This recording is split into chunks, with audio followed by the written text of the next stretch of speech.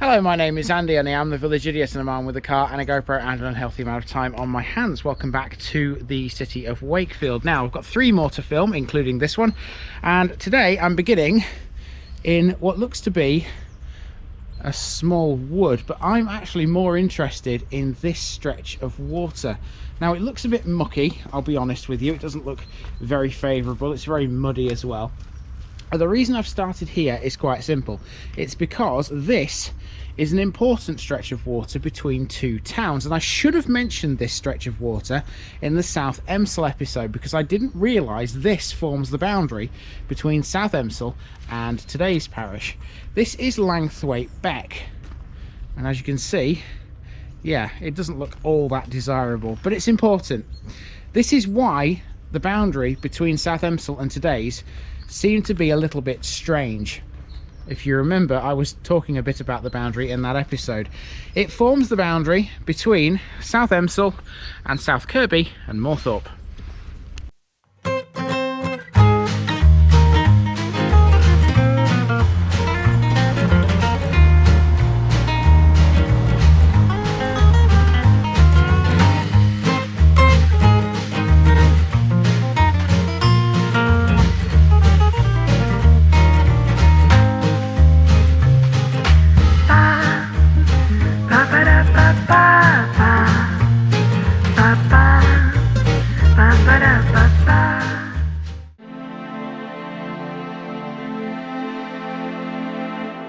South Kirkby is a town in the city of Wakefield, which is governed locally by South Kirkby and Moorthorpe Town Council.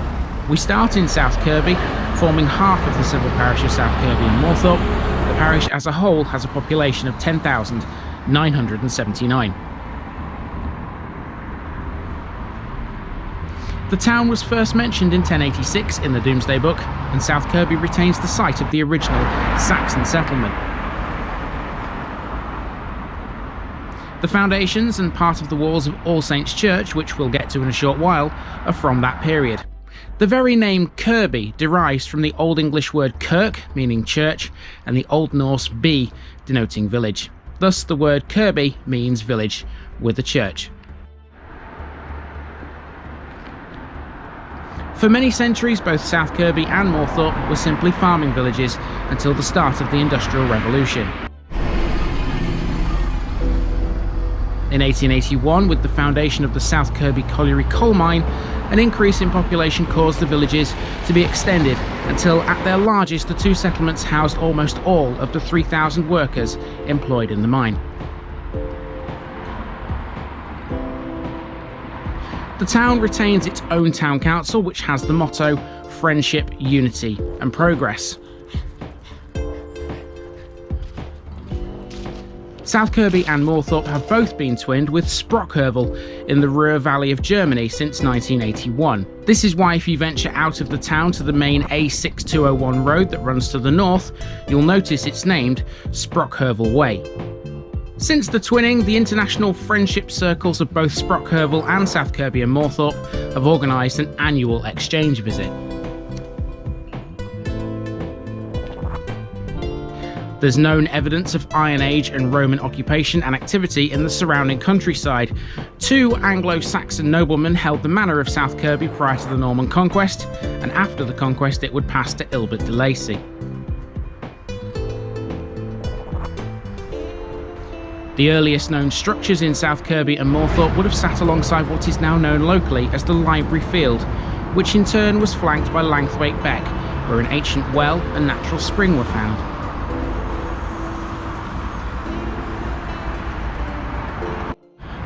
Here's some more fabulous yarn bombing outside the post office.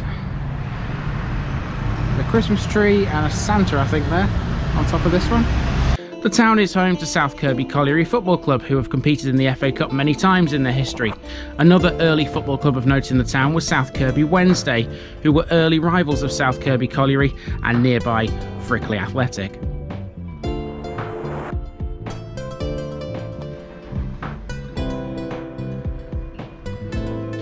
South Kirkby and Moorthorpe Town Council considers itself a flagship local council, receiving considerable benefit as it does from the decision to provide local services directly instead of having them transferred to Wakefield. This means the Town Council is directly responsible for many community events. These include an annual firework display and an annual gala day. The Town Council also offers a community bus service in the wider Sescu area, running regular trips to South Emsall Market on Tuesdays and Fridays, as well as other various destinations. A lot of South Kirkby's land area is taken up by the Langthwaite Grange Industrial Estate, situated off Langthwaite Road. A well-established industrial area, this benefits from good transport links. The A638 Doncaster Road is only 6 minutes drive away, providing direct access to the A1M at Junction 38.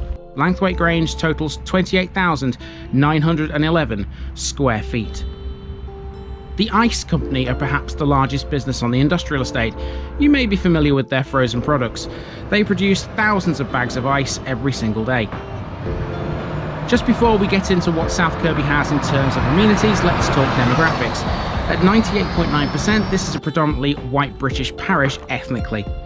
The population is spread over an area covering almost 9.5 square kilometres, and this gives it a fairly high population density at 1,231 per kilometre square. The average house in the town goes up for sale at a very reasonable £141,000.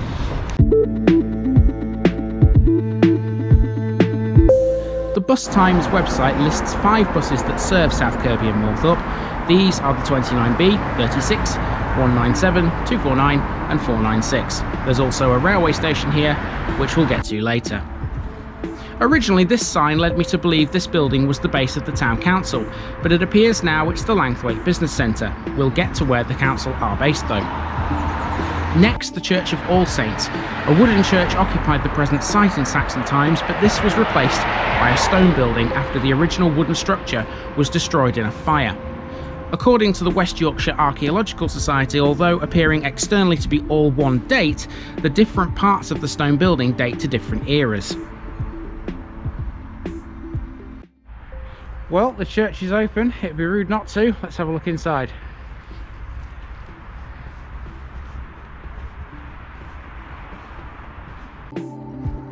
The interior of the church has several salient features that illustrate the history of the building. There are huge Norman-like sandstone arches that separate the north and south aisles from the nave, with wooden beams decorated by various figures playing strange musical instruments. Some parts of All Saints Church probably date back to the 11th century or even earlier, while others, for example the West Tower, were constructed in the major remodelling work that took place around 1470. During that remodelling work, in addition to the West Tower, the outer walls and both aisles were rebuilt and the South Chapel was added.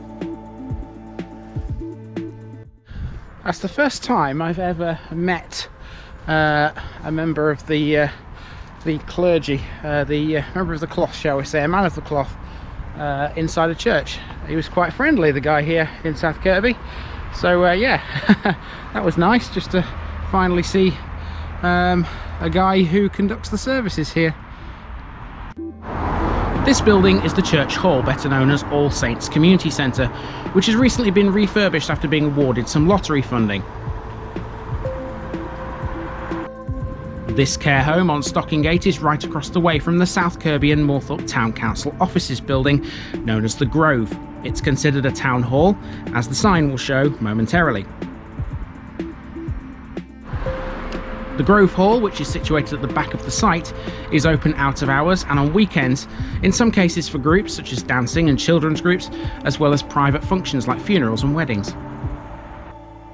This is Northfield Primary School, one of a few in the town. There's also a secondary school here, named South Kirkby Academy, on Common Road.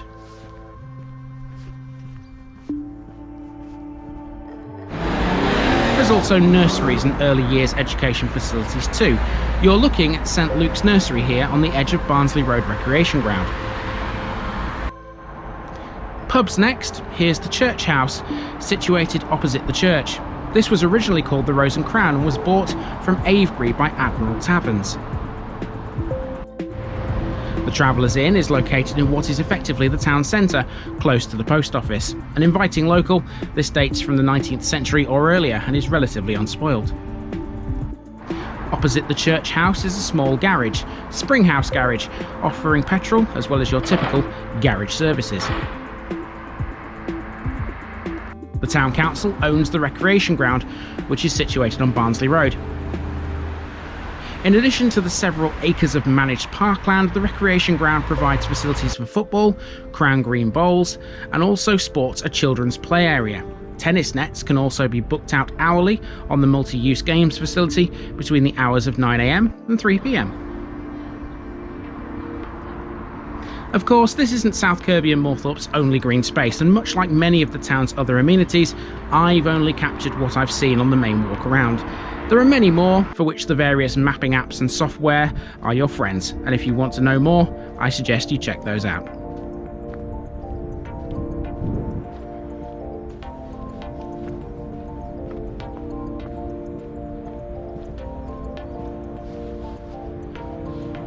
The industrial estate also plays host to a few important things within the parish as well, these being the Park Green Surgery and Churchview Health Centre.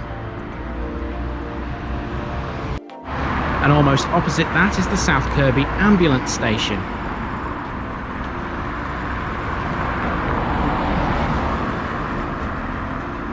South Kirkby Police Station is on the opposite side of the church, and this area around Stockingate will feature heavily in a few moments as we transition into the interesting features.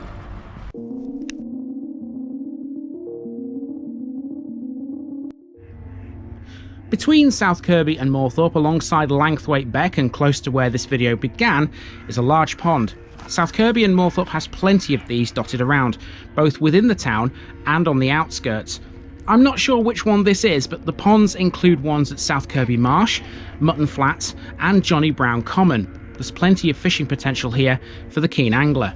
Speaking of Langthwaite Beck, it may not be the most desirable feature of the town, but it is important, marking the boundary between this and South Emsall. It runs for a length of 3.22 kilometres. I found the path that those ponds and Langthwaite Beck were accessed by to be fairly interesting all in itself, because it links Moorthorpe to Langthwaite Grange Industrial Estate. It runs over a railway line which crosses the parish, running as it does along the back of the industrial estate. We'll meet this again in a few moments when we come to Moorthorpe Station. This is not the same line that runs through South Emsall, despite the two towns being conjoined. To the north of South Kirkby, the two lines cross each other and are linked by a short chord. On the green area at the entrance to Langthwaite Grange Industrial Estate, there are two sculptures made of limestone, presumably from the local quarries. Not far from here, there's also a glacial erratic from the Lake District. Well, this area of South Kirkby has got quite a lot to see, as well as the church, which is over there, and the grove, which is there. You've got this massive green space here, and there's a couple of things I've noticed on that. And then you've also got this here, some kind of memorial. Looks like a miner's memorial, because that looks like a coal miner. This information board here will probably tell me all about this one. As a mining town, of course, there are stark reminders here of the past that this place once had. In 1988, South Kirkby Colliery, along with many of the other coal mines in the immediate area, closed and were later cleared for redevelopment.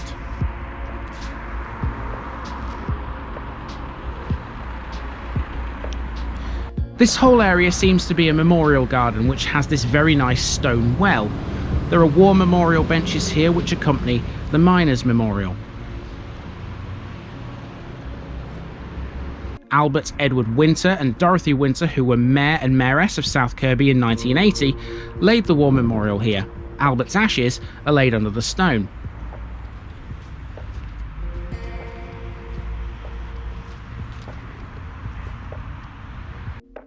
There's a small duck pond here as well in the frontage of the police station. In the 70s, this was in a state of neglect, so Winter used the mayor's fund to pay for both the memorial and the regeneration of the village pond. It was rebuilt in 1976 through a job creation scheme, and there's a plaque here to confirm that too. There's some more colliery memories here too, with a coal truck overlooking the main road.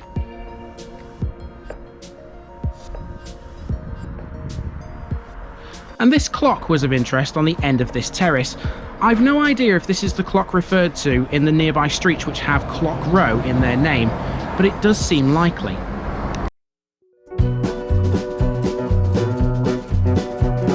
Entering Moorthorpe, the first landmark of note is the railway station.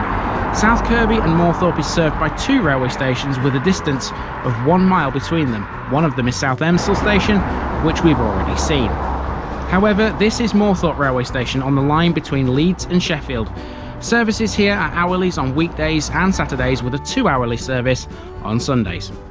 Both stations are served by Northern. Moorthorpe was opened in May 1879, jointly by the Midland Railway and North Eastern Railway as part of their Swinton and Nottingley joint railway scheme. The short chord I mentioned earlier was also built at the same time to link the line with the main Doncaster to Leeds line at South Kirkby Junction. I'm just waiting on the bridge, the footbridge over the railway line here, because there's a train due in about 3 minutes, and I thought it'd be an ideal time just to stand here for a second and praise the people that refurbished this station in 2011, because I'll be honest with you, I think they made a really good job of it. The station was reduced to the status of an unstaffed halt in the 1980s, and the building was converted into a pub which became derelict. However, it's recently been restored to include office space and a cafe. A footbridge was opened at the station at the end of May 2010. Previously, passengers had to cross the tracks at a flat crossing.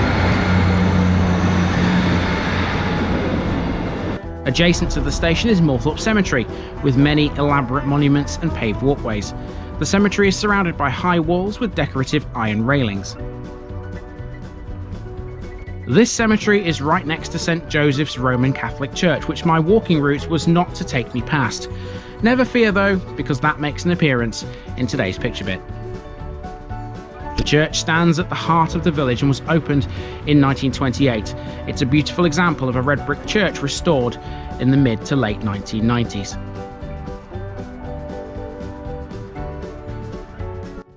One for the Moorthorpe locals. This is next to the cemetery, piece of waste ground. What used to stand here, guys? Anything interesting? Now we're taking a walk through some of Moorthorpe's residential areas. Here you'll see in a few moments that the settlement was to become an area for pit workers, with the majority of the houses here being built in the same model village style we've seen elsewhere. The majority of the buildings in the village date from the late 19th and early 20th century. Many of them are grand red brick structures with ornamental brick or stone flourishes. Of course, Moorthorpe wasn't always like this. Moorthorpe literally means farm on the moor, although of course now you'd never know it was once as such. The name has its base in Old Norse. The earliest written account of Moorthorpe is in the Domesday Book of 1086, when Moorthorpe is mentioned as part of the manor of South Kirkby. Here's a fun fact for you. Arthur Wharton, the world's first black professional footballer, lived right here in Moorthorpe.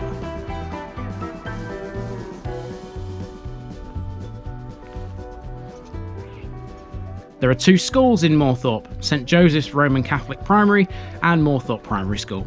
Daycare and nursery is also available at St Peter and Paul's Hall. Out onto Barnsley Road, this building is St Peter and Paul's Millennium Hall, one of Moorthorpe's newer buildings.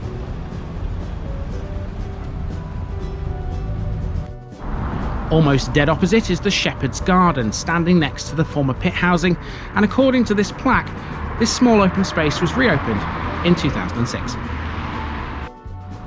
There are, or in fact were, 4 public houses in the village. The Empire Working Men's Club, seen here on Empire Street, was a central location in the 1984 miners' strike.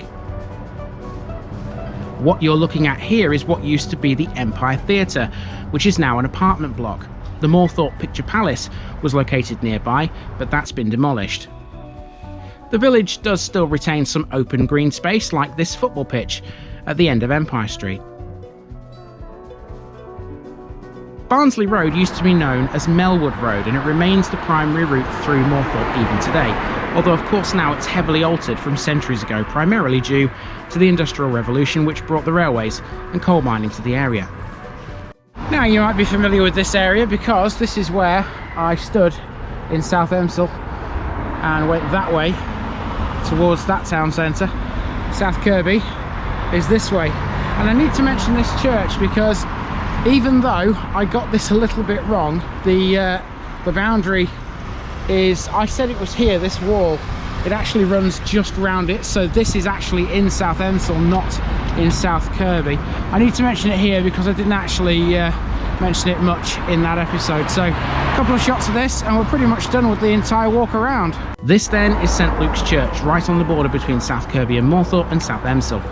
It's been known in the past as a church that helps people, according to its very own website. Langthwaite Beck runs under the road here, which is what confused me in the South Emsall episode, as you physically cannot see the border here.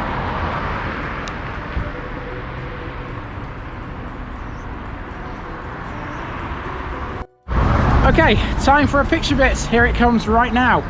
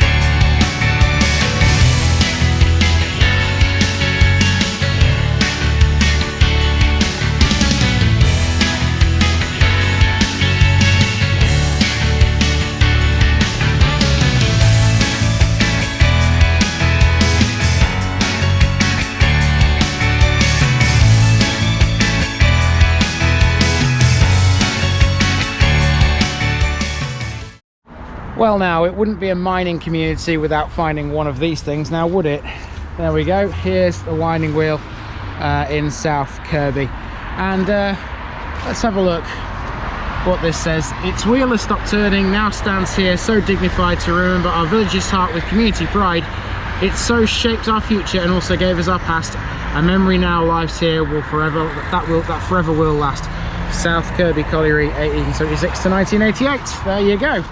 Now, where I'm stood here is in the west of South Kirkby, and to finish this video off, I'm going to be taking a drive around some of the more residential areas. It's quite a long drive, so it'll be nice just to play us out, just to catch the areas I haven't been to. But apart from that, this has been the parish of South Kirkby and Moorthorpe, and I've been Andy, otherwise known as the Village Idiot, and I'll see you somewhere else next week in Wakefield. I'm out.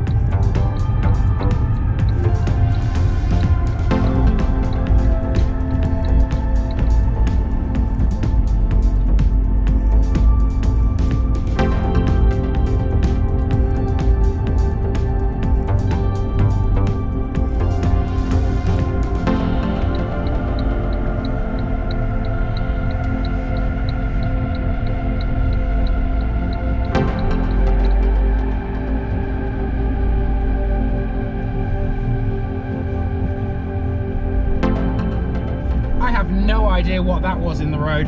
Thankfully it wasn't very sturdy, so we're all good.